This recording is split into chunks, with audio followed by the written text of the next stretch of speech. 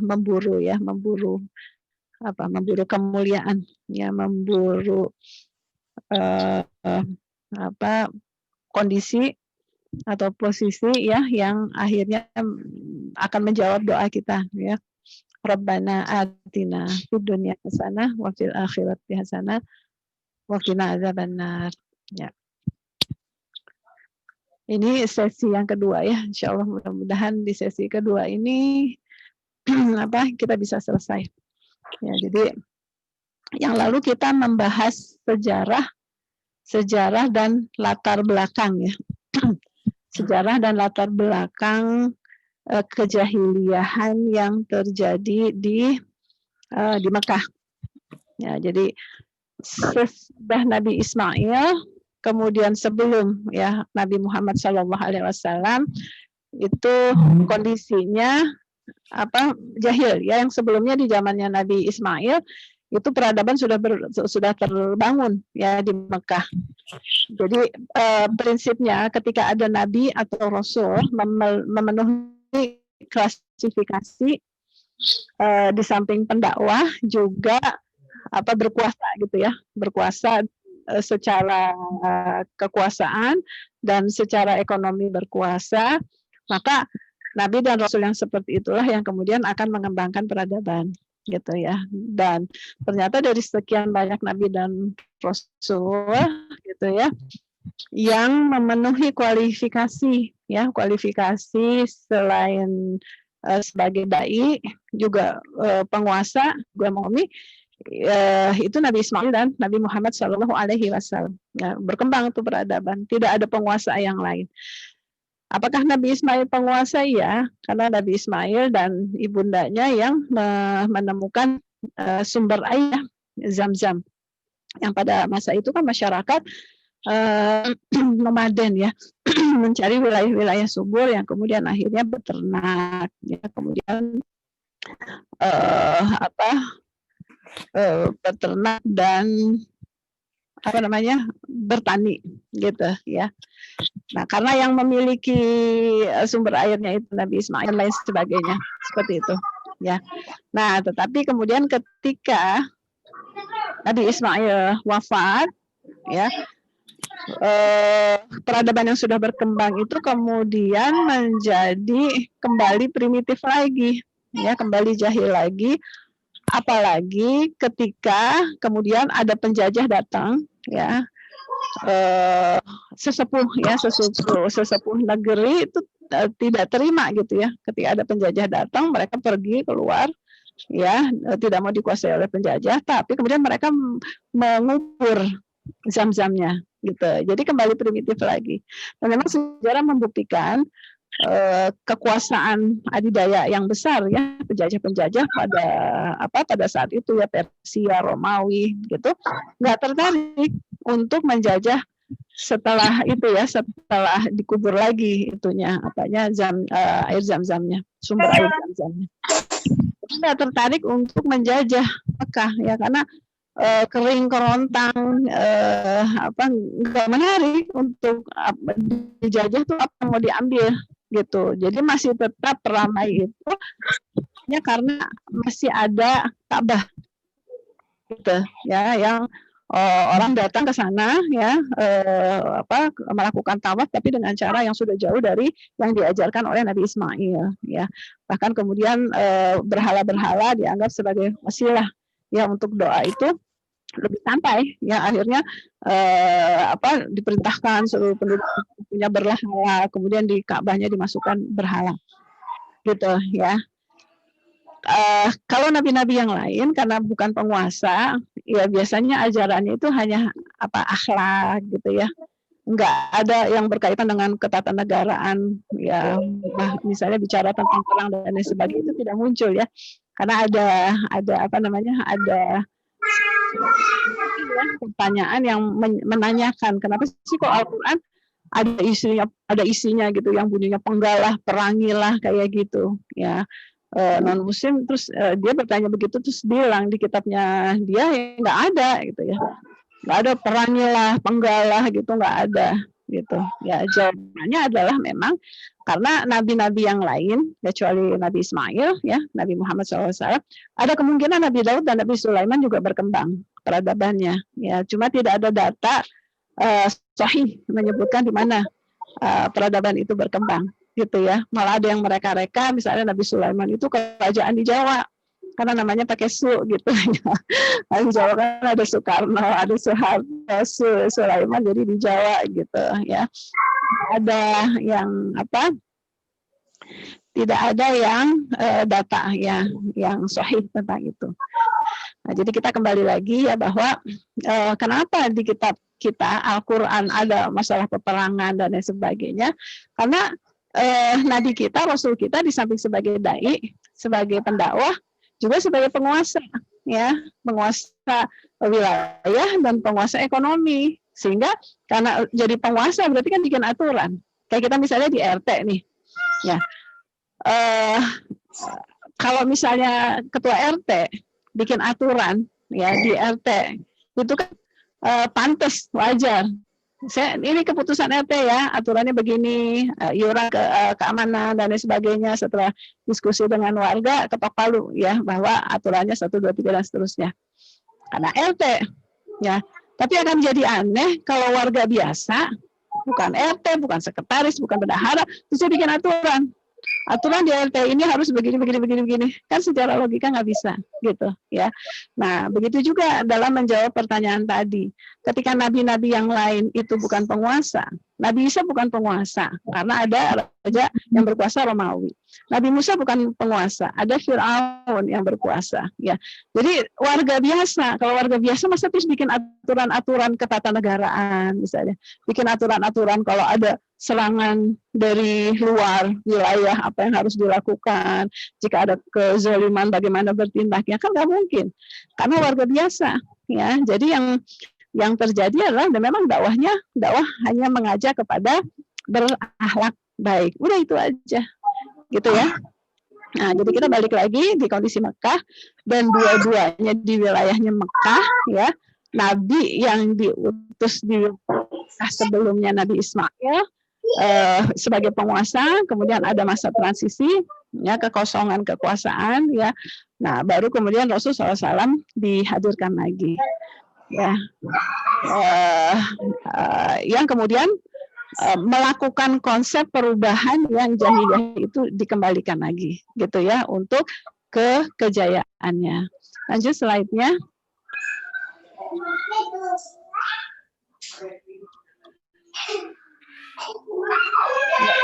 Jadi ini ciri-cirinya ya, jahiliyah itu pertama bodoh, gitu ya, terus ada kegelapan yang menutupi, gitu ya. Lanjut. Terus ya kemudian hina, ya. Jadi ketika Nabi Ismail sudah wafat, kemudian makin jahiliyah, kehinaan lah hadir, ya. Jadi summa radadnahu asfala safilin, ya, padahal manusia itu kan diciptakan dalam bentuk yang sempurna, dimuliakan oleh Allah secara akal dan lain sebagainya, ya. Yang sebelumnya ketika Allah mau menciptakan Adam itu kan sempat diprotes sama malaikat, ya. Ya Allah, kenapa sih mau menciptakan makhluk, ya, yang nanti akan menimbulkan pertumpahan darah? Udah kami aja, gitu ya. Tapi Allah menjawab, ya, ana khairum minhu, ya. Jadi aku lebih tahu, gitu ya, aku lebih memahami apa yang dibutuhkan, ya. Karena apakah Nabi Adam itu terpeleset oleh bisikan dari iblis, ya, ataupun tidak? Allah itu sudah punya rencana, ini ja'ilun fil ardi khalifah, ya, aku berencana untuk menghadirkan khalifah di bumi, ya, yang akan memakmurkan bumi. Dan makhluk yang sebelum yang diciptakan oleh Adam tidak memenuhi, ya, klasifikasi untuk menjadi khalifah. Nah, kemudian diciptakan Adam, kemudian wa'alama Adam al-asma'a kullaha, ya, Adam diajarkan keilmuan, ya, bukan hanya nama-nama, ya, karena wa'alama. Jadi diajarkan nama-nama. Maksudnya yang dimaksud pohon mangga itu ini, daunnya seperti ini, batangnya seperti ini, akarnya seperti ini, bagaimana berkembang biaknya, gitu ya, yang namanya wa'alama, ya. Jadi bukan hanya sekedar menyebutkan nama. gitu ya. Nah, jadi sempurna ciptaannya, ya, layak menjadi khalifah dengan akal, karena ternyata malaikat itu walaupun taatnya itu tidak tergeserkan ya, tapi karena memang malaikat diciptakan tidak punya nafsu, ya, tidak punya syahwat. Makanya kalau manusia kemudian dengan kemuliaannya bisa kalbunya, ya, kalbu itu perpaduan antara akal dan hati. Nah, kalbunya bisa mengalahkan nafsunya, maka jadi mulia gitu. Nah, tapi di sini kondisi itu udah demikian sangat terpuruk ya ketika Rasul diutus. Ciri yang kedua yaitu hina. Ya. Kemudian mereka menjadi sehina-hinanya makhluk. Kenapa bisa menjadi sehina-hinanya makhluk? Karena merendahkan dirinya terhadap makhluk yang lain. Ya, menyembah batu gitu ya, meyakini ya syirik-syirik gitulah ya. Jadi ada misalnya kalau pergi diundi dengan panah gitu ya, percaya sama panah ya. Kalau yang tajam itu menuju ke situ berarti pergi, kalau yang tajam gimana gitulah ya, ada aturan seperti itu. Jadi cirinya kemudian lanjut slide berikutnya.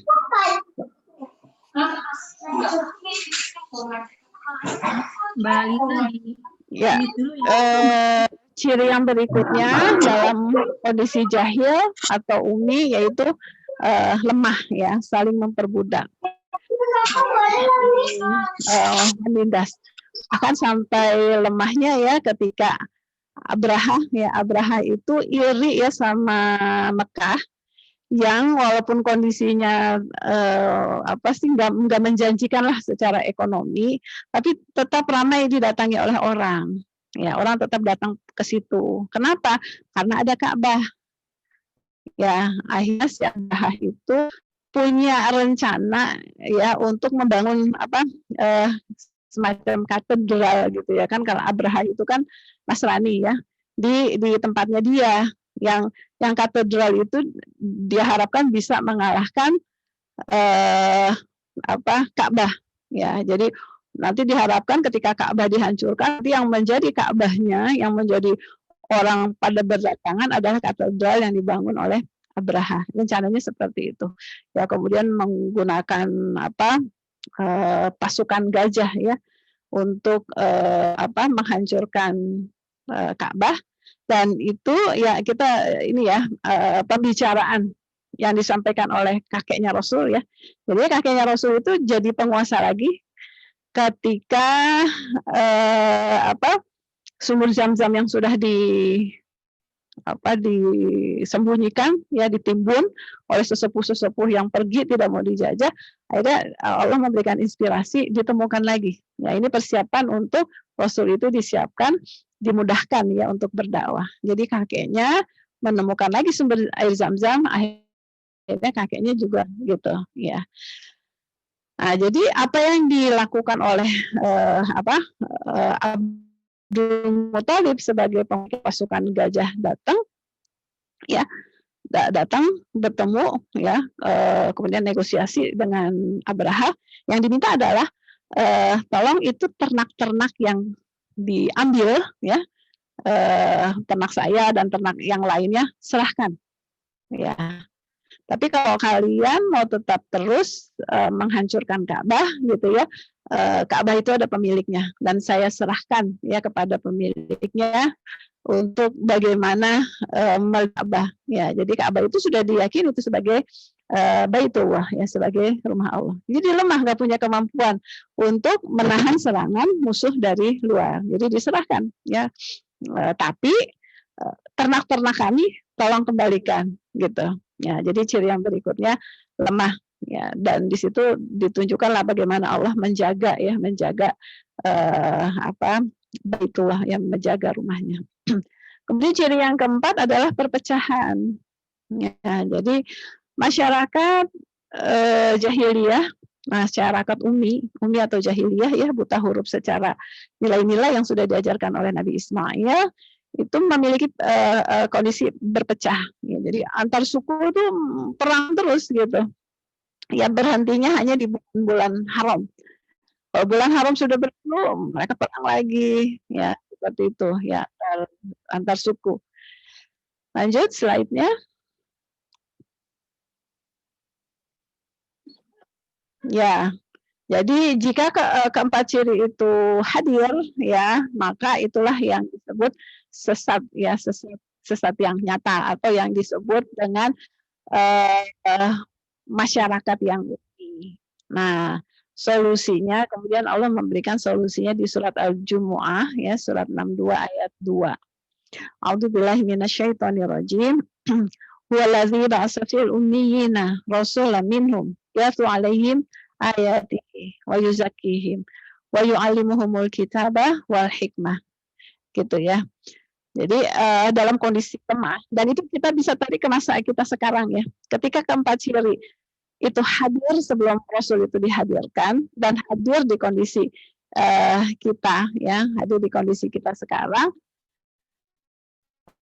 itu berarti ya sudah masuk ya ke dalam kondisi jahiliyah. Bisa analisa, ada nggak sih kalau umat, ya ternyata kita melihat ya kondisi kelemahan itu ada di mana-mana, ya sehingga untuk benar-benar sungguh-sungguh ya menerapkan nilai-nilai Islam secara ideal, kita merasa kesulitan ketika kita ingin misalnya anak kita dididik ya dengan konsep-konsep yang baik, konsep-konsep penanaman akidah dari kecil. Susah kita menemukan sekolah yang konsep pendidikannya seperti itu misalnya ya. Walaupun ada mungkin jadinya cuma sedikit dan biayanya mahal karena tidak di backup oleh penguasa misalnya seperti itu. Kemudian apakah terjadi perpecahan di antara kita di sini ya atau dengan negara lain ya? Ternyata umat Islam sekarang banyak ya mudah dipecahkan gitu ya, karena pemahaman ya, konsep pemahaman Islamnya itu ibarat misalnya ada pohon ya, pohon anggur, ada buahnya, ada daunnya, ada batangnya gitu. Ya, pohon anggur itu adalah gabungan akar, batang, daun, buah. Itu pohon anggur. Nah, ada permasalahan yang hadir ketika orang memahami yang namanya pohon anggur itu ya anggurnya aja. Buah anggur itu pohon anggur gitu ya. Daun pohon anggur itu pohon anggur. Akar ya, akar pohon anggur yaitu pohon anggur. Pohon anggur. Jadi hanya sebagian saja yang difahami. Gitu. Nah, ketika sebagian itu difahami, berarti kan salah. Ya, dengan kata lain kan sesat. Ya, ketika keyakinan bahwa hanya bagian-bagian tertentu dari Islam saja yang kemudian diamalkan ya oleh orang tertentu. Di golongan tertentu mengamalkan bagian yang lain. Akhirnya, yang meyakini bahwa daun itu adalah pohon anggur, yang meyakini buah anggur itu adalah pohon anggur, yang meyakini batang anggur itu adalah pohon anggur, ya, yang meyakini akar pohon anggur itu sebagai pohon anggur secara keseluruhan, gampang dipecah belah. Karena mereka meyakini itulah yang pohon anggur. Padahal semuanya salah. Ya, yang benar adalah keseluruhan pohon anggur itu adalah pohon. Gitu ya. Jadi di kita banyak kecenderungan misalnya Islam memang mengajarkan akhlak ya. Akhlak itu adalah bagian yang harus diterapkan di dalam Islam. Wa ma bu'istu illa liutamima makarimah akhlak. Ya, tidaklah kami diutus kecuali untuk memuliakan akhlak gitu. Tapi bukan akhlak aja Islam itu ya. Jadi kalau sebentar.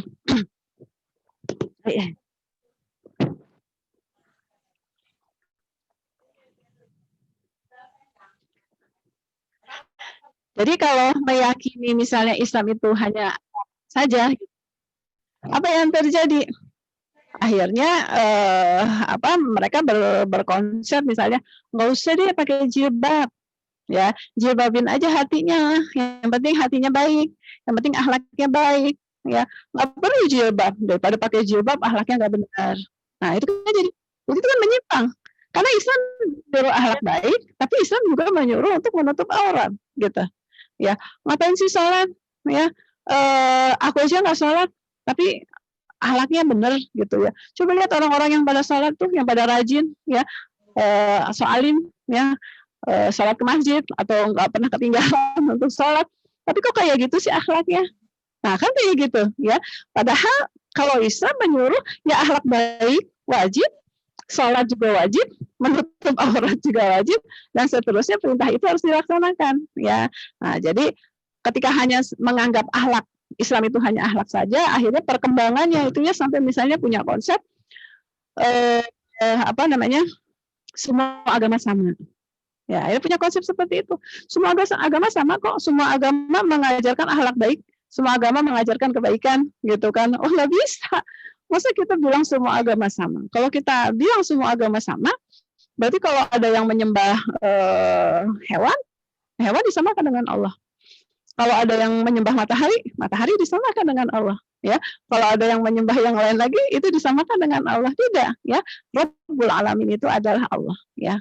Pencipta, pemilik, penguasa alam semesta ini adalah Allah, ya. Jadi yang lain, ya, yang lain itu tidak sama dengan Allah. Tidak ada agama yang sama, gitu. Ya, jadi muncul tuh aliran yang kayak gitu tuh ya, aliran apa sih, Islam liberal gitu ya, jadi menganggap semua agama sama, nggak apa-apa LGBT mah hak asasi mereka, nggak bisa ya. Kalau memang Allah sudah sebutkan bahwa nanti akan hadir azab seperti yang mengenai umatnya Nabi Lut, ya itu berarti tidak boleh kita lakukan ya. Jangan konsepnya semua agama sama. Atau misalnya kelompok yang lain lagi ya, yang meyakini bahwa urusan masuk surga tuh ya hanya hablum minallah aja. Sholat, baca Quran, zikir, sholat lagi, puasa lagi, baca Quran lagi, zikir lagi. Ada fakir miskin, nggak peduli. Ada banjir, nggak peduli. Ada hal-hal ya yang berkaitan dengan keluarganya, anaknya, tetangganya, dan lain sebagainya, nggak peduli. Ya, pokoknya aku mau mendekat kepada Allah. Jadi konsep mendekatnya salah gitu ya. Jadi dianggap mendekat kepada Allah hanya hablum minallah. Padahal ada hadis ya, hadis-hadis bukan hanya satu ya, hadis-hadis ketika ada bertabrakan ya antara sunnah yang sifatnya hablum minallah dengan sunnah yang sifatnya hablum minannas ya. Biasanya nanti Rasul itu akan memprioritaskan yang hablum minannas. Ya, contoh misalnya hadis tentang itikaf ya, ada yang berbunyi bahwa itikaf di masjidku, ya di masjidku berarti Masjid Nabawi ya, yang pahala amalan kalau dilakukan di Masjid Nabawi itu 1000 kali lipat. Itikaf di masjidku ya selama sebulan akan aku tinggalkan gitu ya, ketika ada saudaraku kesulitan dan membutuhkan bantuan. Itikaf hablum minannas dengan pahala yang luar biasa 1 bulan. Jadi kalau khatam Quran 1 kali, pahalanya seperti khatam Quran 1000 kali. Kalau sholat wajib 1 hari, ibarat kayak sholat wajib 1000 hari. Kan dahsyat itu hablum minallahnya. Tapi di dalam hadis Rasul akan tinggalkan ya ketika ada orang yang membutuhkan pertolongan, hablum minannas ya. Atau misalnya ada kisah seorang muslimah yang ditanyakan oleh sahabat ya. Jadi muslimah ini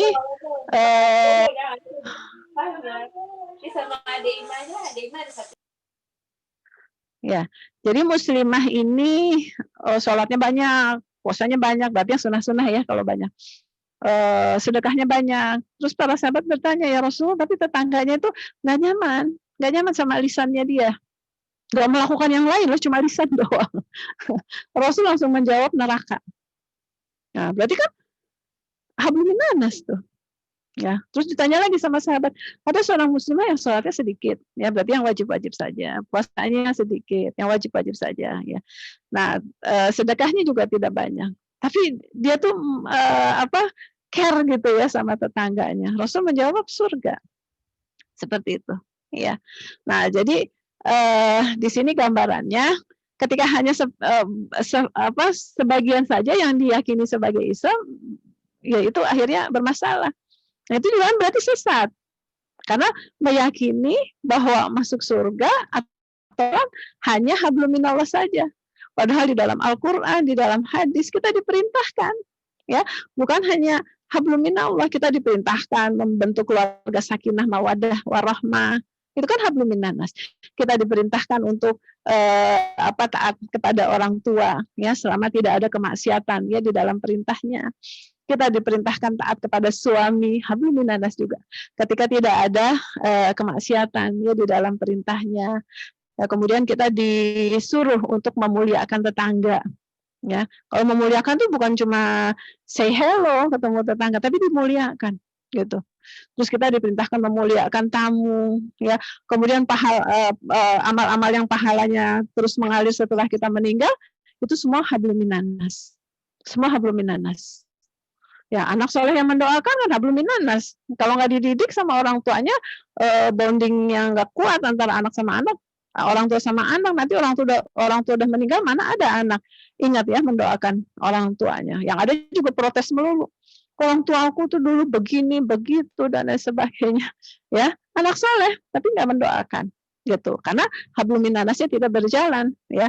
Terus mengalirkan sungai juga hablum minanas, menanam pohon juga hablum minanas, terus ilmu yang bermanfaat juga hablum minanas, gitu ya. Jadi kalau ada kelompok yang kemudian meyakini bahwa mendekat kepada Allah masuk surga itu dengan hablum minallah, ya itu berarti kan sesat, menyimpang. Jadi hanya menganggap buah anggur, ya buah anggur itu adalah pohon anggur, ya. Terus ada yang misalnya lebih fokus ke urusan hukum, ya mencuri, potong tangan, berzina, dera, ya dan seterusnya. Padahal misalnya gitu ya, itu kan tidak boleh diterapkan kalau syaratnya tidak terpenuhi. Apa syaratnya? Penguasanya sudah muslim. Penguasanya muslim, udah mensosialisasikan ya apa-apa yang dilarang. Jangan mendekati zina, jaga pandangan dan sebagainya. Udah paham, disosialisasi, umat udah ngerti, ya baru ya digelontorkan deh itu hukum ya bahwa berzina ada hukumannya. Ya, kalau sudah diterapkan misalnya peduli ya, terus ta'awun, ya, kemudian sedekah, zakat, ya itu sudah disosialisasi dengan baik, baru kemudian ketok palu mencuri, potong tangan. Ya, jadi pada prinsipnya ada perintah yang memang hanya bisa dilakukan kalau sudah ada syarat-syaratnya. Nah, ketika ada kelompok tertentu dari umat Islam, kemudian memaknai itulah yang namanya Islam. Jadi kan jadinya sadis, ya. Tetangga saya mencuri, potong tangannya. Tetangga saya berzina, dilarang. Nggak bisa, yang bisa melakukan itu adalah penguasa, ya. Dan penguasanya yang sudah memberikan pemahaman kepada umat. Gitu ya. Nah, jadi karena kebodohan ya, karena salah memandang Islam, karena menyempitkan Islam, itulah yang kemudian menjadi sebab perpecahan itu terjadi. Nah, sekarang kita akan coba dalami ya supaya kejahiliahan yang terjadi sebelum zaman Rasul kemudian hadir solusinya, dan kita pun mudah-mudahan solusi itu hadir pada kita gitu ya. Lanjut. Jadi solusinya disebutkan ya tadi di surat Al-Jumu'ah ya. Kemudian awal-awalnya ya disebutkan ya di surat Ad-Duha gitu ya, ketika Rasul diutus ya untuk ju'alim ayati wa yuzakihim wa yu'alimuhumul kitaba wal hikmah ya, jelaskan ayatihi, wahyu-wahyu itu jelaskan ya supaya mereka kemudian wa yuzakihim, suci ya, lisannya suci, akalnya suci, hatinya suci, fisiknya suci gitu ya, dijelaskan ya. Nah, awal-awalnya ya disebutkan di dalam surat Ad-Duha, dan dia mendapatimu sebagai orang yang bingung karena baru mendapatkan wahyu, jadi mesti bingung-bingung nih apa yang harus dilakukan. Kan tadinya melakukan perenungan gitu ya Rasul ya. Nah, ketika kemudian turun perintah, awal masih gamang lah. Apa nih langkah yang harus dilakukan gitu. Baik, lanjut.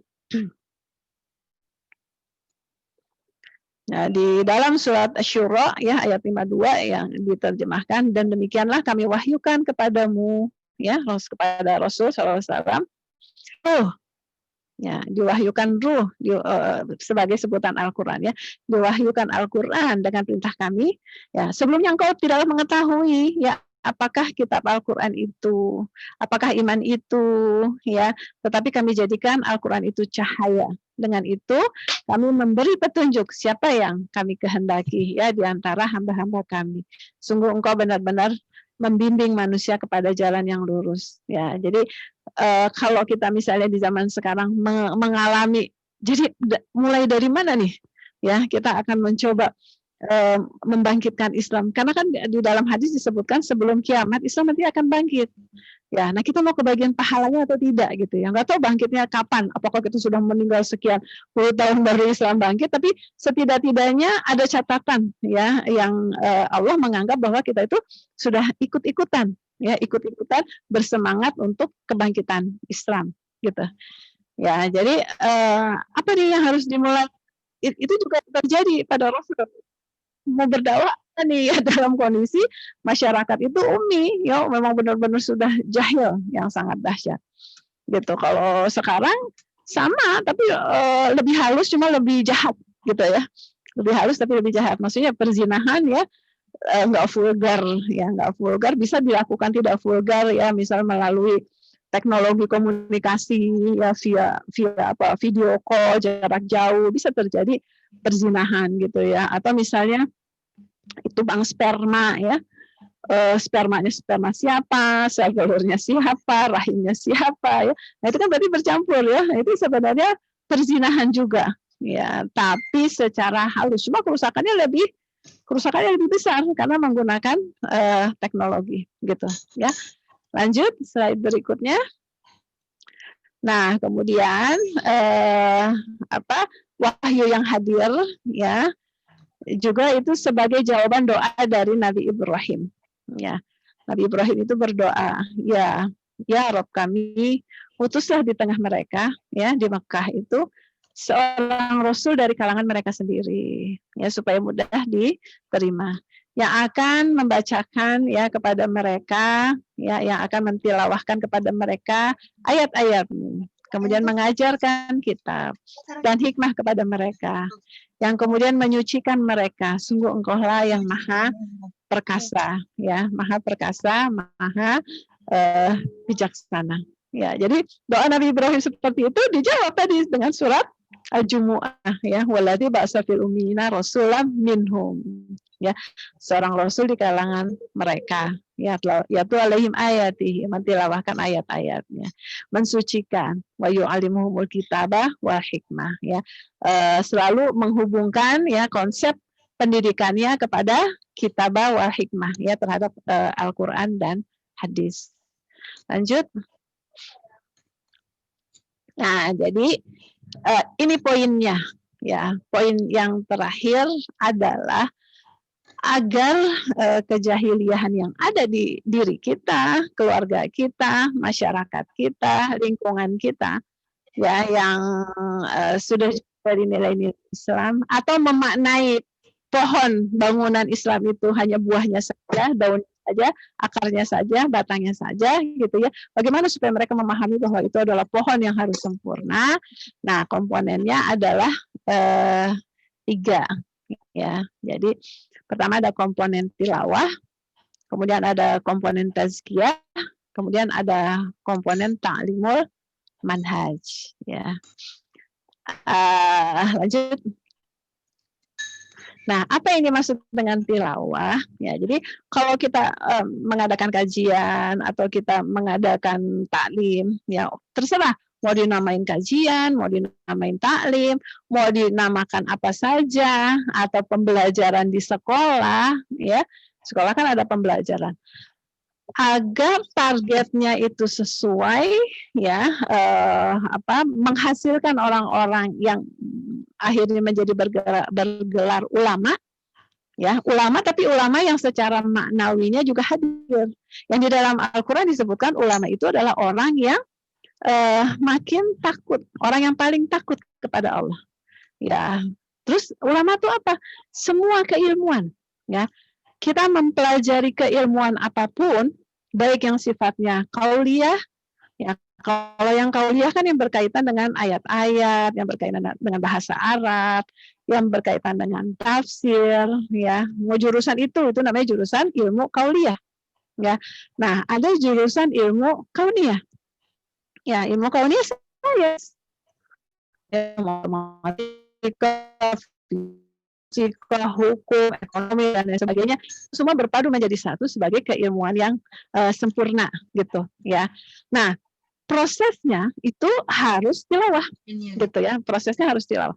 Dan kalau prosesnya tilawah dan empat aspek itu hadir ya, maka ya semua itu nanti hasilnya adalah ulama ya, ulama qauliyah atau ulama kauniyah yang cirinya makin takut kepada Allah. Nah, tapi tantangan yang terjadi di zaman sekarang gitu ya, mungkin sadar ataupun tidak sadar, orang tua kita dulu mengkondisikan kita ya, menuntut ilmu itu tujuannya misalnya gini, kamu masuk SD ini ya, karena SD ini kan favorit, unggulan, supaya nanti kamu diterima di SMP ini, SMP unggulan juga, harus coba, kamu harus ranking 1 supaya bisa masuk ke SMA unggulan. Nah, SMA unggulan juga kamu harus yang terbaik ya, supaya masuk perguruan tinggi pilihan. Nah, kalau kamu bisa masuk perguruan tinggi pilihan, nanti kan gampang diterima kerja ya, kerja di perusahaan ini itu gajinya sekian.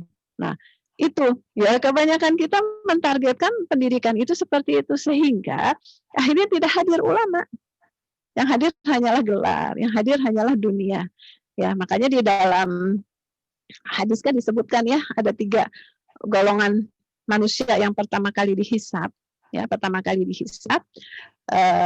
dengan pahala, kalau benar pahalanya dahsyat ya, ternyata salah tujuan ya, tujuannya dunia.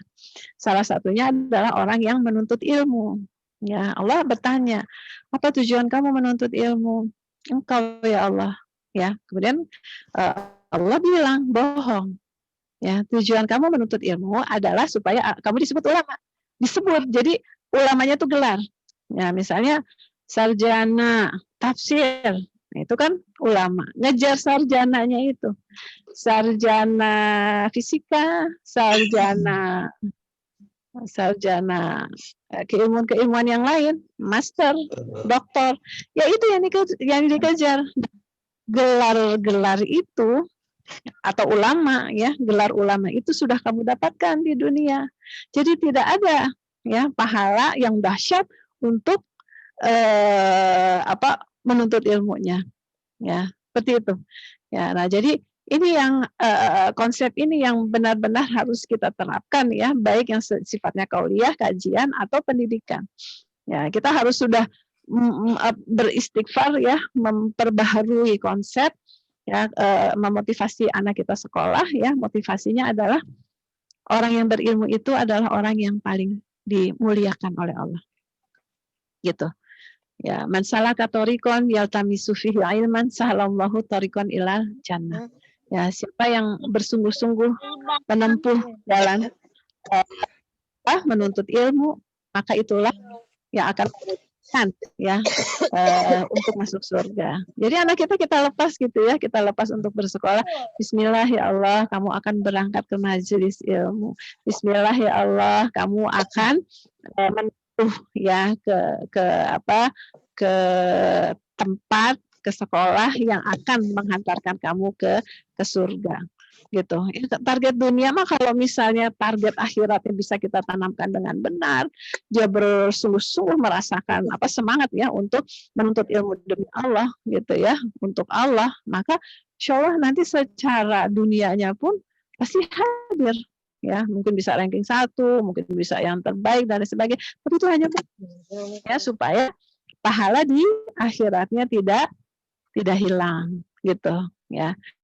Nah, jadi set pembelajaran pendidikan yang harus hadir ya, supaya kita bisa memburu ya, lupa sih judulnya, memburu apa ya. bikin judul sendiri malah lupa.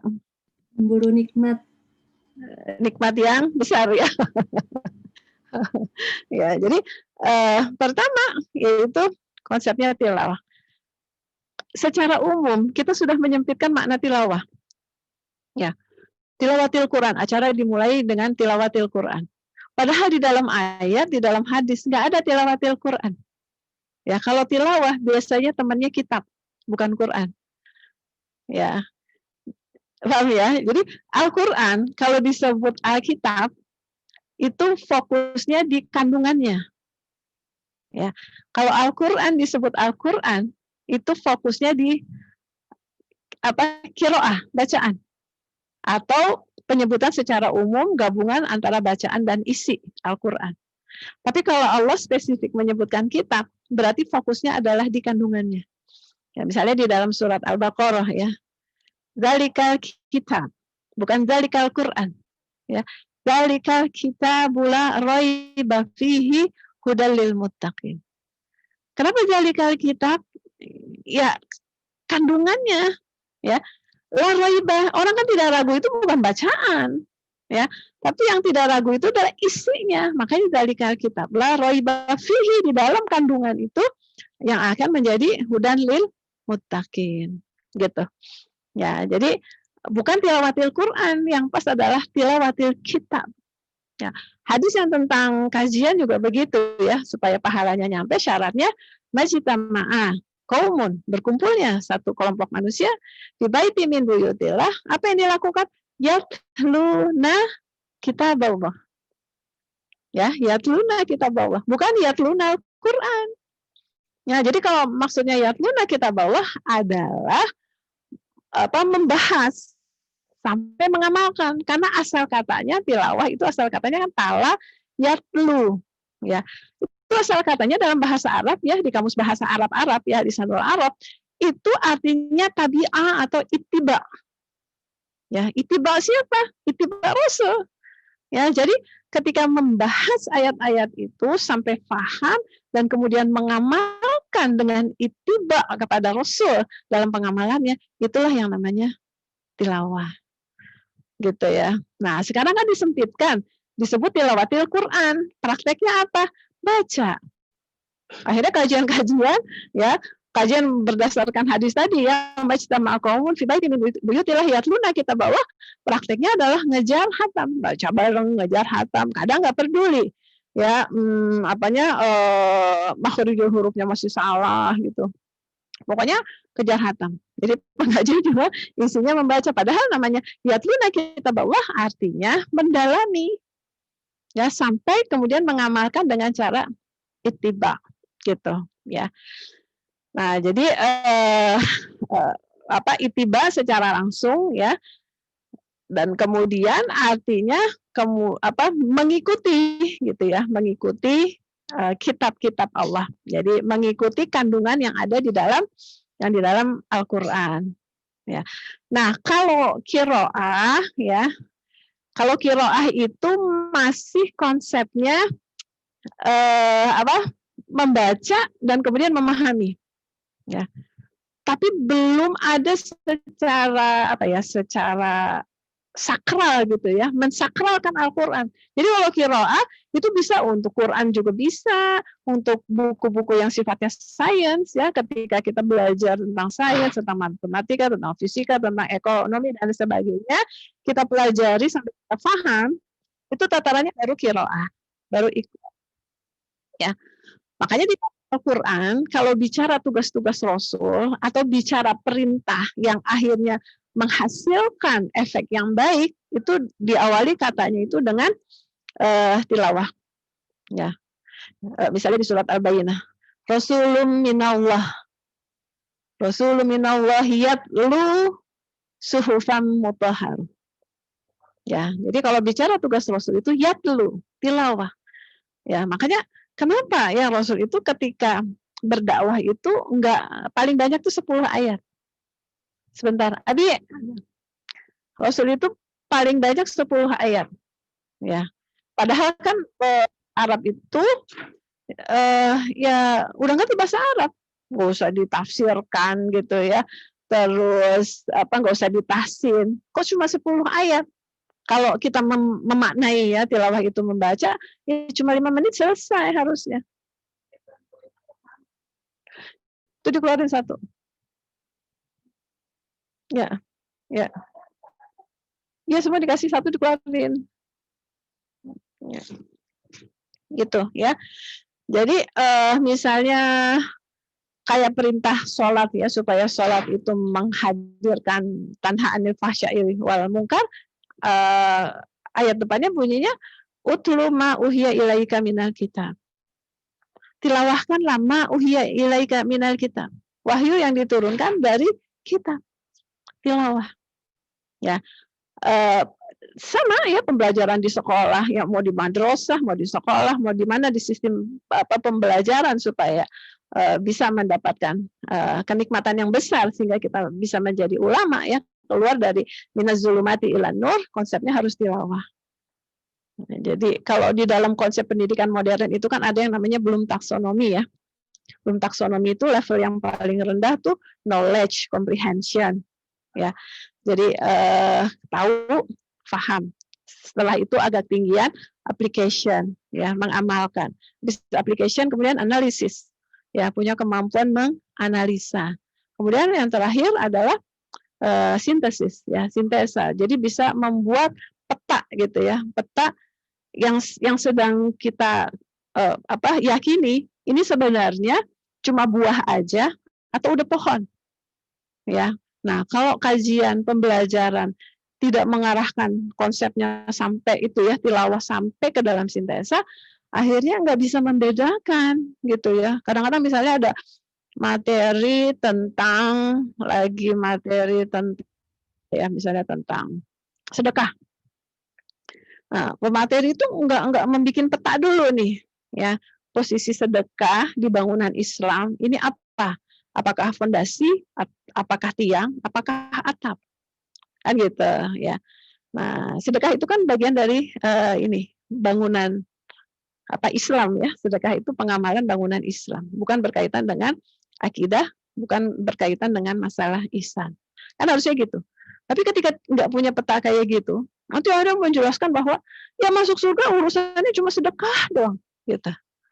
Yang lain enggak. Ya, kalau kamu mau masuk surga, pokoknya sedekah tuh dahsyat gini-gini ya, benar. Pasti kalau kita lagi membahas semua tuh ada fadilah-fadilahnya. Tapi kita harus tahu juga petanya, di mana posisinya. Apakah sebagai fondasi, apakah sebagai tiang, apakah sebagai atapnya, ya, untuk memperindah amalan-amalan yang kita lakukan. Nah, itu namanya tilawah. Ya, jadi kita harus tahu posisi pembahasan yang kita lakukan ini secara prioritasnya posisinya di mana. Karena kalau lagi dibahas sama-sama penting. Makanya misalnya ketika ada perbedaan pendapat ya, kalau misalnya hanya tiang itu kan rukun Islam. Nah, rukun Islam itu nanti kan ada yang sunnah. Kalau kita tahu bahwa dalam rukun Islam itu nanti ada yang sunnah dan kemudian ada mazhab, ya ada mazhab imam-imam yang mengeluarkan fatwa yang berbeda, kita nggak berantem karena kita paham. Oh ini kaitannya mazhab. Ya, contoh misal sunnah puasa sunnah Syawal 6 hari gitu ya.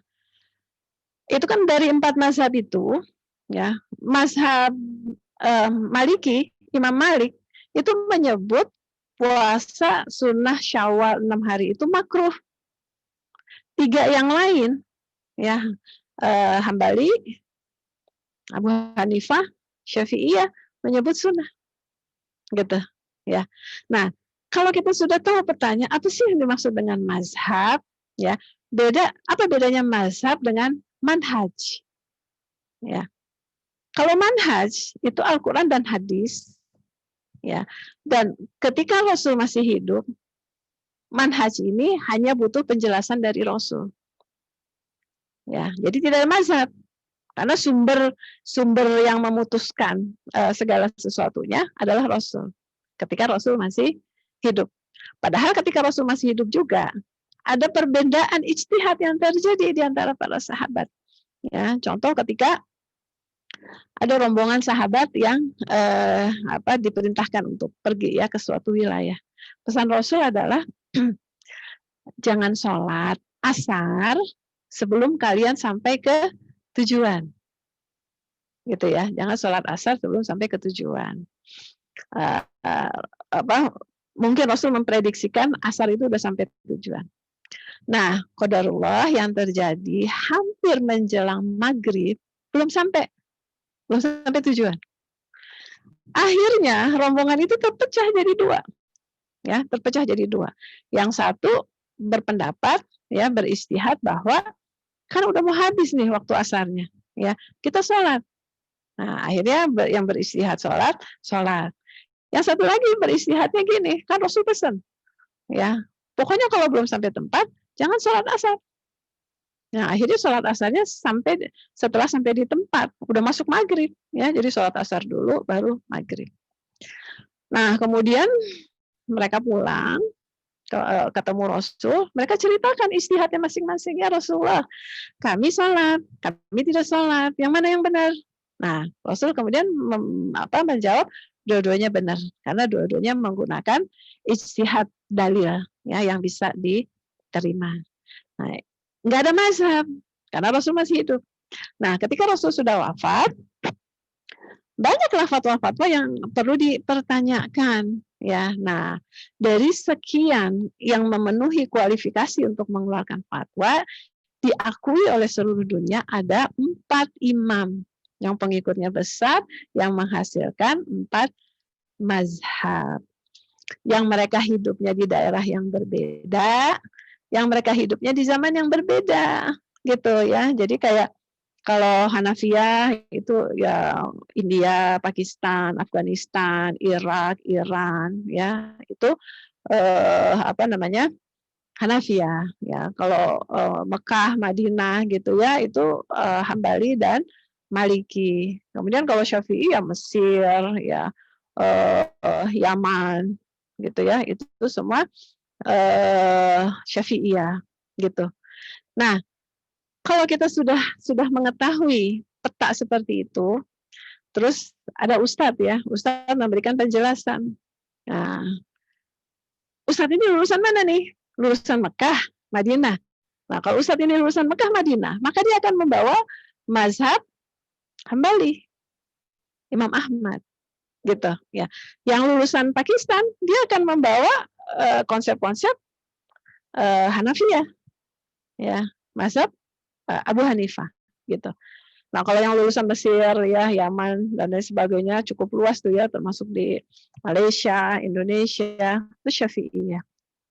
Nah, akhirnya yang suka menimbulkan gejolak, ya, ketika kan sekarang yang menguasai sosial media itu kan ustadz-ustadz yang dari Saudi, ya, lulusan Saudi, yang orang suka sebut salafi gitu ya, salaf, nyunah, itu sebenarnya lulusan Saudi, yang sebenarnya mazhabnya adalah Hambali. Biasanya hadis yang digunakan hadis dari Imam Ahmad gitu, ya. Nah, mereka pulang membawa mazhab Hambali, di mana di Indonesia mayoritasnya mazhab Syafi'iyah. Nah, akhirnya kan suka muncul akhirnya benturan. Nah, kalau kita sudah tahu petanya, siapa sih yang mengeluarkan ini statementnya gitu? Oh, Ustadz ini, oh ya dia lulusan Saudi, ya berarti mazhabnya Hambali. Seperti itu kita nggak akan terpancing, ya, tidak akan terpancing untuk kemudian akhirnya timbul perpecahan. Kita hanya, oh iya pendapatnya ini begini, oke, kayaknya lebih pas deh buat saya, diterima atau tidak diterima. Ya, makanya seperti tadi, Maliki memakruhkan, ya, puasa Syawal 6 hari. Apakah kita perlu gelisah? Enggak. Kita pelajari aja latar belakangnya. Kita lihat petanya. Imam Malik itu hidup di zaman di mana pada saat itu banyak beredar hadis-hadis palsu. Ya, hadis palsu.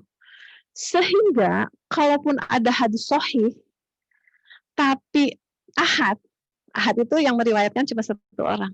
Imam Malik itu nggak mau langsung pakai walaupun sahih. Ya, sampai seperti itu hati-hatinya. Nah,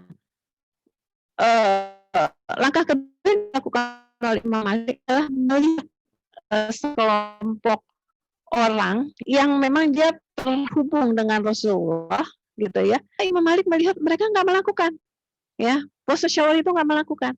Makanya fatwa yang keluar dari Imam Malik adalah puasa Syawal itu makruh.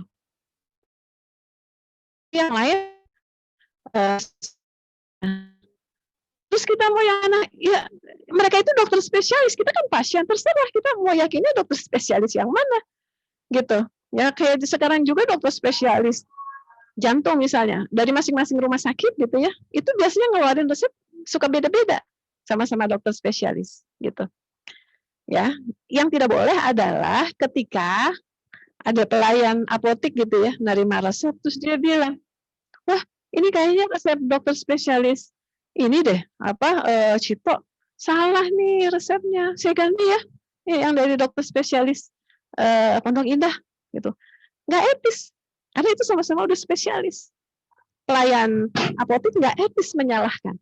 Seperti tidak etisnya ustadz-ustadz yang hadir zaman sekarang, ya, yang secara klasifikasi ya imam itu udah jauh ya memenuhi klasifikasi sebagai dokter spesialis gitu. Nah ini masalah memahami melihat peta gitu ya. Dan petanya ternyata karena Saudi itu kaya ya, jadi ada radionya, mereka punya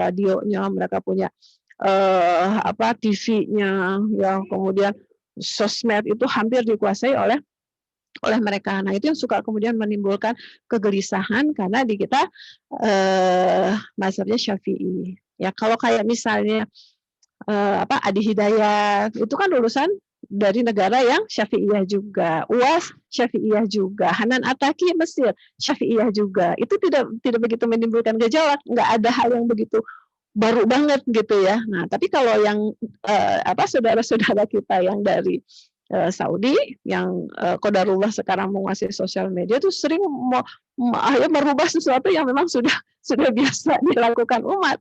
Dan mereka menyebutnya mereka lah yang benar. Ini permasalahannya. Sebenarnya kalau masalah mazhab itu bukan masalah benar salah ya, tapi masalah siapa imam yang mengeluarkan fatwa tersebut. Dan imam itu sudah nggak usah disalah-salahin, nggak usah bilang yang paling rojih adalah ini, nggak usah ya. Jadi kalau mereka merasa itu yang rojih ya Syafi'iyah, berarti rojihnya yang lain yang berdasarkan Imam Syafi'i. Dan di dalam sejarah disebutkan ya Imam Syafi'i kan muridnya Imam Malik ya, Hambali Imam Ahmad muridnya Imam Syafi'i. Nah mereka kalau misalnya sholat bergantian ya, pas kebetulan yang jadi imam Malik, ya kemudian makmumnya Imam Syafi'i, ya ketika lagi sholat subuh misalnya, kan Imam Malik subuhnya nggak pakai kunut. Nah Imam Malik ketika jadi makmumnya Imam Syafi'i ketika jadi makmumnya Imam Malik, maka nggak pakai kunut subuhnya. Nah kebalikannya kalau pas yang jadi Imam Syafi'i ya sholat subuh, Imam Malik sebagai makmum, Imam Syafi'inya pakai kunut, Imam Maliknya ya pakai kunut. Ya jadi kalau di kalangan para imamnya sih nggak ada bentrokan, nanti yang bentrok itu di bawah ya ketika kajian yang disampaikan itu tidak memberikan peta. Ya misalnya ada satu kasus ya, ada rombongan musafir hampir di satu masjid, dia tidak paham ya, makanya memang prioritas itu kalau kita ke rumah orang ya imam pemilik rumah itu, kalau kita datang ke suatu wilayah imam ya orang yang mukim gitu ya, supaya tidak menimbulkan hal-hal yang tidak diinginkan, kecuali diizinkan silahkan jadi imam ya. Kita jadi tamu kata tuan rumahnya ibu aja deh yang jadi imam, ayo kita gitu, tapi prioritas adalah pemilik rumah. Nah jadi yang mukim ini ceritanya jadi imam gitu, yang mazhabnya berbeda sama yang mukim sholat subuh ya. Jadi mungkin pakai kunut atau nggak pakai kunut, tapi berbeda lah ya antara imam dan makmum. Apa yang terjadi? Itu dibatalin sholatnya. Ketika imamnya melakukan hal yang berbeda dengan yang diyakini oleh umum, dibatalkan, batalin sholatnya. Padahal haram ya, kita membatalkan sholat itu haram. Kunut ya, kunut itu sunnah. Yang meyakini ada kunut pun kalau kunut kelewatan ya dia tetap menganggap sholatnya sah gitu. Jadi kan kita harus tahu ya, kenapa sampai sunnah kemudian mengalahkan yang wajib ya, atau sebaliknya hal-hal yang sifatnya sunnah yang berkaitan dengan mazhab terus sampai berpecah belah. Ukhuwah itu wajib, innamal mu'minuna ikhwah, sampai berantem gitu ya. Dan yang menyedihkan sekarang tuh suka kayak diadu domba gitu ya. Ini dari kalangan apa, ustadznya ceramah gitu ya, terus dibandingin gitu. Nah sekarang yang mana? Wah, na'udzubillah, itu nanti musuh bisa memanfaatkan kita. Jadi kita nggak bisa mendapatkan nikmat yang besar ya kalau konsep pembelajaran kita, pemaknaan kita tidak menggunakan tilawah gitu. Ya, lanjut slide berikutnya. Jam berapa ya sekarang? Jam 5 lewat 17 saja. Ya.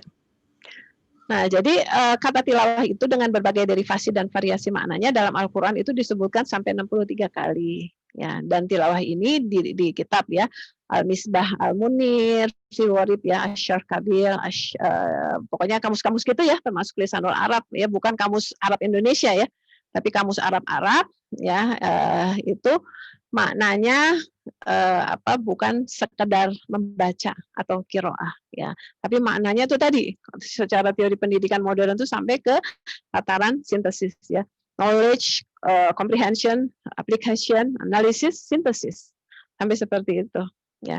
Baik, lanjut.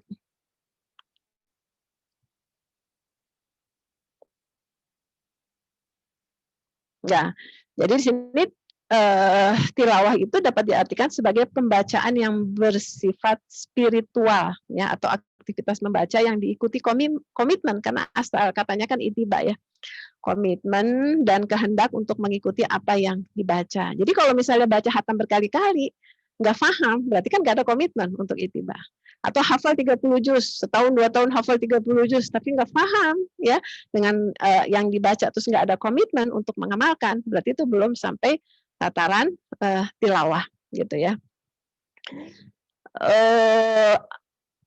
Sementara tilawah adalah membaca sesuatu ya dengan sikap pengagungan.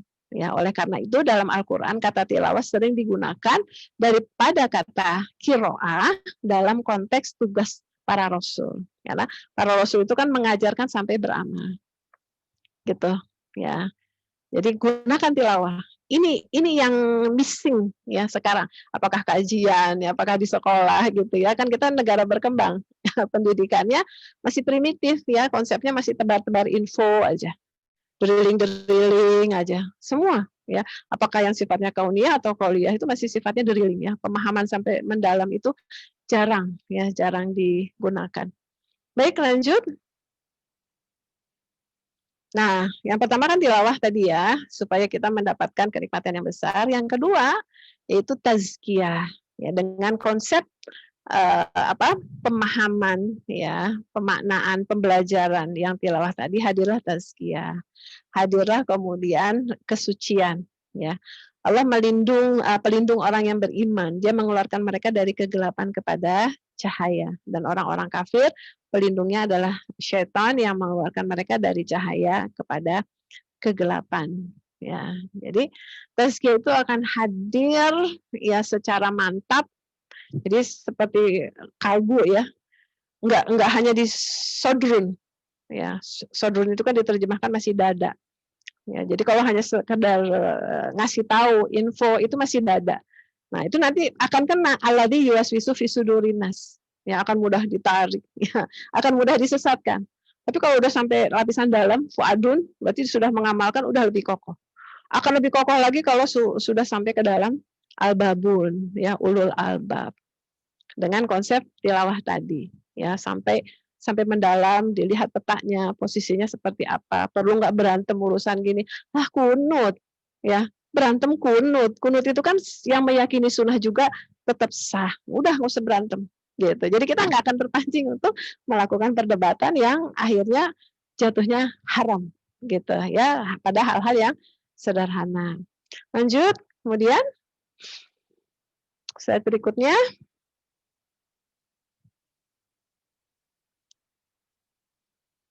Ya, jadi tazkiyah yang diharapkan itu bukan hanya yang sifatnya secara maknawi ya, bersih dari kesyirikan, ucapan juga bersih dari kebun binatang, hati juga bersih ya, dari hasad, dari penyakit hati ya. Jadi fisik luar dan dalam akhirnya bisa bisa suci gitu. Lanjut.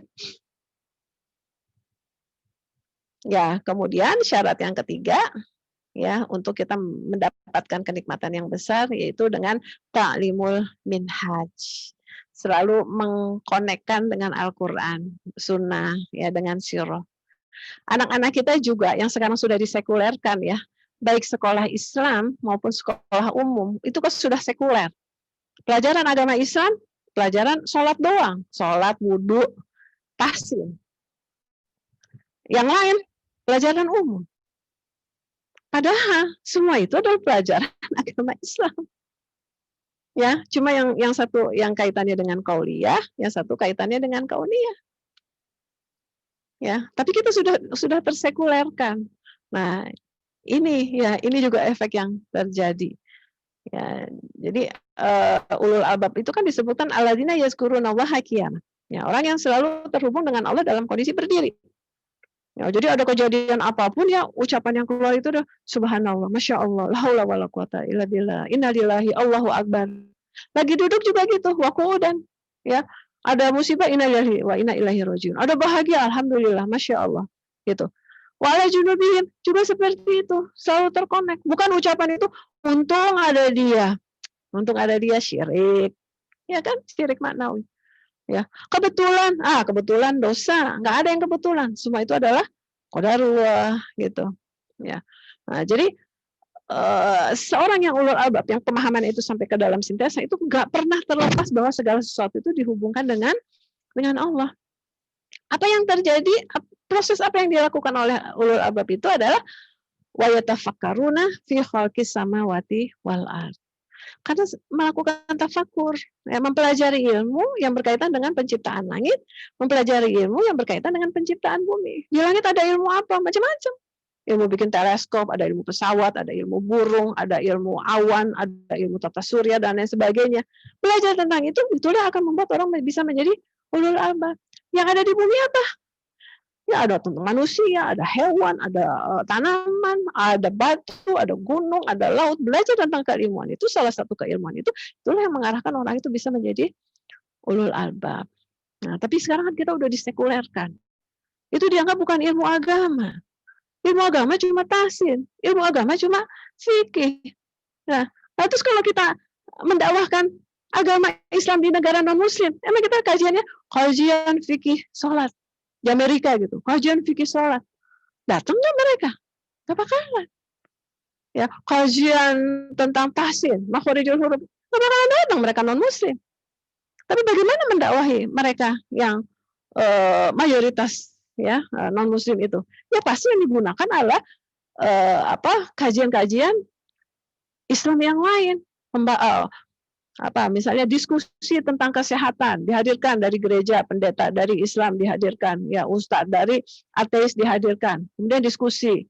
Ternyata kemudian disimpulkan kesehatan yang ternyata lebih maju dan memenuhi berbagai aspek, dan itu sudah 14 abad yang lalu dikeluarkan, adalah ternyata Islam, Al-Quran, syahadat dan mereka. Kan kayak gitu. Tapi kita di negara mayoritas Islam, kesehatan, matematika, umum, bukan ilmu agama. Ya, ini yang sekarang menjadi permasalahan yang kita semua harus kemudian keluar ya dari konsep penyempitan tadi, ya, yang memandang bahwa anggurlah yang namanya pohon anggur. Terakhir, ya, jadi nikmat yang besar yang akan kita peroleh adalah mendapatkan tarbiyah, ya, mendapatkan pendidikan, pemahaman yang sifatnya menyeluruh.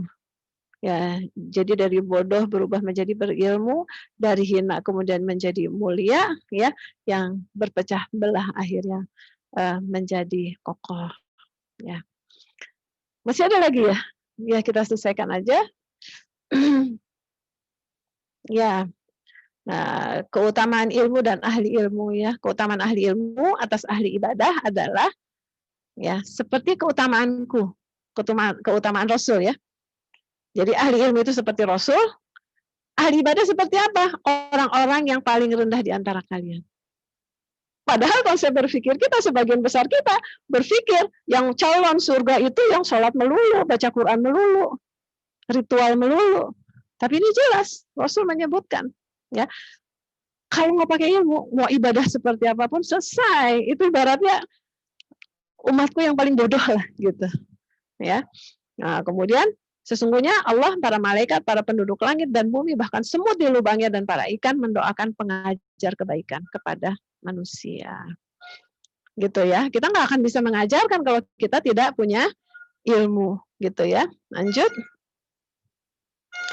Nah, majelis ilmu ya, suatu saat Rasulullah SAW masuk ke sebuah majelis. Di dalam majelis itu tampak dua orang kelompok ya. Yang satu khusyuk berzikir, yang lainnya belajar. Kemudian Rasul bersabda, kelompok yang pertama adalah kelompok yang baik. Yang zikir hanya di lisan saja ya. Itu adalah kelompok yang baik. Semoga Allah mengampuni mereka. Nah, kelompok yang serius belajar gitu ya, sedangkan kelompok kedua yang sedang mengajar dan mempelajari ilmu, semoga Allah membimbing mereka ke jalan yang lurus. Ya, jadi belajar dan mengajarkan ilmu itu ya lebih tinggi nilai pahalanya ya daripada yang zikir ya, zikir bersama. Kemudian berikutnya kemudian mulia ya, mulia bermartabat. Ya, dengan berilmu yang benar maka mulia bermartabat. Sesungguhnya jika kita kembali ke Madinah, kembali dari perang Bani Mustalik, pastilah orang yang kuat akan mengusir orang-orang yang lemah dari sana. Padahal kekuatan itu hanyalah bagi Allah, Rasulnya, dan bagi orang-orang mukmin, tetapi orang munafik itu tidak mengetahui. Lanjut. Ya, kemudian akhirnya dihadirkan kekuatan ya. Persiapkanlah dengan segala kemampuan untuk menghadapi mereka dengan kekuatan yang kamu miliki ya. Jadi kita pun diperintahkan untuk ada gitu ya persiapan militer, persiapan angkatan perang yang harus disiapkan. Jadi bukan cuma ritual-ritual saja. Lanjut. Nah, setelah itu akan menjadi satu kesatuan yang saling mengokohkan. Ya, jadi di keilmuan apa aja itu semua adalah khairukum man ta'allamal Qur'ana wa 'allamahu. Kedokteran khairukum man ta'allamal Qur'ana wa 'allamahu. Karena kesehatan juga ada di dalam Quran. Ekonomi khairukum man ta'allamal Qur'ana wa 'allamahu. Baik dosennya maupun muridnya, baik gurunya maupun muridnya. Pelajaran apapun khairukum man ta'allamal Qur'ana wa 'allamahu. Jadi bukan cuma tahsin aja yang khairukum man ta'allamal Qur'ana wa 'allamahu. Semua pembelajaran ilmu adalah khairukum man ta'allamal Qur'ana wa 'allamahu. Karena semua ilmu ada di dalam Al-Qur'an. Gitu ya. Lanjut.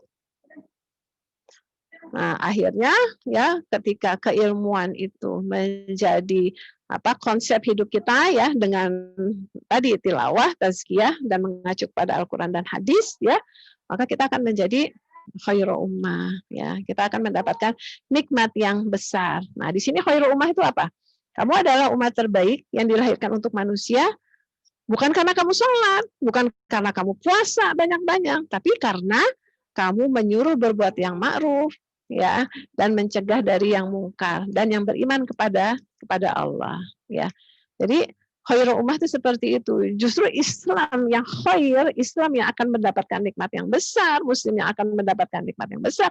Dari sini kesimpulannya adalah Muslim yang aktif ya, melakukan kegiatan pembelajaran, mengajar, ya, peduli lingkungan dan seterusnya. Bukan Muslim yang sudah disekulerkan oleh musuh-musuh Islam, didorong semua ngumpet ya untuk hablum minallah saja. Bangkrut nanti, ya, bangkrut. Ditanya sama Allah, kamu sholatnya udah bener, ya. Terus bagaimana tetangga kamu yang nggak sholat dan lain sebagainya? Apa yang sudah kamu lakukan? Aku nggak melakukan apa-apa ya Allah, bangkrut. Kamu hafal Quran, ya, kamu udah baca hatam berkali-kali, ya. Tetangga kamu ada yang nggak ngerti, ada yang nggak bisa. Apa yang kamu lakukan? Nggak sempat ya Allah, ya, bolak-balik tiap hari kerjanya baca Quran, apa namanya untuk menjaga tuh murojaah, hafal lagi terus sampai meninggal. Nah, terus yang lain kita nanti berani mempertanggungjawabkan hukum-hukum yang lain tidak kita pedulikan. Padahal satu ayat saja kita tidak terapkan, sudah cukup menurut pandangan Allah orang itu kafir. Gitu. Jadi ketika kita hanya sibuk membaca-baca saja, sholat saja, gitu ya, terlalu banyak ya hukum-hukum yang ada di dalam Al-Quran yang kemudian kita singkirkan. Dan itu akan membuat bangkrut sebangkrut-bangkrutnya satu huruf 10 kebaikan yang kita baca. Gitu. Ya. Allahu a'lam bishawab. Insyaallah mudah-mudahan ya Allah berikan kita kekuatan ya dan kemampuan ya untuk terus ya menambah keilmuan kita sehingga semua yang kita lakukan akhirnya bernilai pahala. Mohon maaf kalau ada yang tidak berkenan. Wabillahi taufiq wal hidayah. Assalamualaikum warahmatullahi wabarakatuh.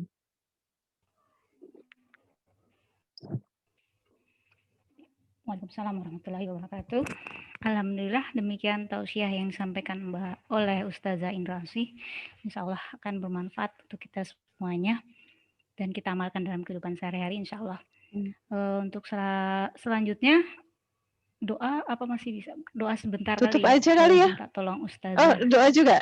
Udah mau maghrib ya? Doa sedikit aja sebentar buat nutup aja. Iya, iya. Baik. Baik, mari sama-sama ya kita akhiri pertemuan kali ini dengan berdoa ya yang bisa disampaikan. Nanti yang kalau kebutuhannya tidak tercapai bisa dibaca sendiri ya. Astagfirullahaladzim, astagfirullahaladzim. A'udzubillahi minasyaitonirrajim. Bismillahirrahmanirrahim. Alhamdulillahirabbil alamin, arrahmanirrahim, maliki yaumiddin. Iyyaka na'budu wa iyyaka nasta'in. Ihdinas siratal mustaqim. Siratal ladzina an'amta 'alaihim ghairil maghdubi 'alaihim waladhdallin. Amin. Ya Allah, Ya Rahman, Ya Rahim, Engkau yang Maha Pengasih, Engkau yang Maha Penyayang. Saksikanlah kami berkumpul di sini, ya Allah, memujimu dengan pujian yang paling agung. Alhamdulillahirabbil alamin. Segala puji bagi Engkau, Rabbul Alamin, pencipta, pemilik, pemelihara, dan penguasa alam semesta ini. Jadikanlah ya Allah pujian kami ini sebagai sarana Engkau mengabulkan doa kami yang paling utama. Ihdinas siratal mustaqim. Tunjukkanlah kami jalan yang lurus untuk menggapai fid dunya hasanah. Hadirkan kesehatan yang baik, hadirkan keluarga yang baik, hadirkan pemahaman ilmu yang baik, hadirkan kendaraan yang baik, hadirkan rumah yang baik, hadirkan pekerjaan yang baik, seperti yang telah Engkau berikan pada an'amta alaihim. Bukan seperti yang Engkau berikan pada orang-orang yang Engkau murkai. Ihdinas siratal mustaqim. Tunjukkanlah kami jalan yang lurus untuk menggapai fil akhirati hasan. Ya Allah, tunjukkan kami kemudahan langkah untuk terus bisa memahami firman-firman yang Engkau sampaikan kepada kami. Pedoman-pedoman Engkau hadirkan kepada kami sehingga ridho-Mu, surga-Mu hadir kepada kami tanpa harus merasakan neraka-Mu ya Allah. Rabbana atina fid dunya hasanah wa fil akhirati hasanah wa qina adzabannar. Subhana rabbika rabbil izzati amma yasifun. Wassalamun alal mursalin. Walhamdulillahi rabbil alamin. Assalamualaikum warahmatullahi wabarakatuh. Waalaikumsalam warahmatullahi wabarakatuh. Jazakallah khair Ustazah. Dengan berakhirnya doa tadi, maka berakhir pula acara kita pada sore hari ini. Saya sebagai MC, teman host Mbak Afi dan Mbak Lisa, kemudian dari DKM mohon maaf apabila ada yang kurang berkenan. Insya Allah kita berkumpul kembali di pengajian berikutnya bulan depan insya Allah. Mari kita tutup dengan membaca oh iya, tahun baru. Selamat berlibur buat ibu-ibu. Benar-benar. Kita tutup sama-sama dengan membaca istighfar 3 kali dan doa kafaratul majelis. Astagfirullah. Subhanakallahumma bihamdika asyhadu an la ilaha illa anta astaghfiruka wa atubu ilaik. Wabillahi taufiq wal hidayah. Assalamualaikum warahmatullahi wabarakatuh. Waalaikumsalam. Pamit ya. Assalamualaikum. Ya, jazakallah. Ya. Orang siapa Sampai ketemu tahun depan insyaallah. Oh, nangis.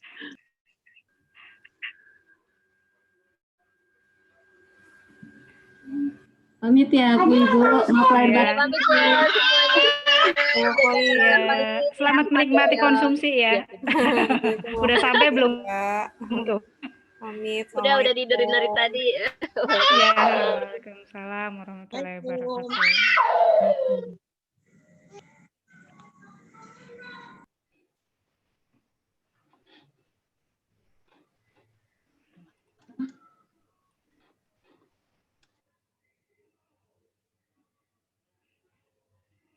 Mbak Lisa tadi di itu ya, direkam ya? Oh iya direkam, lupa di stop.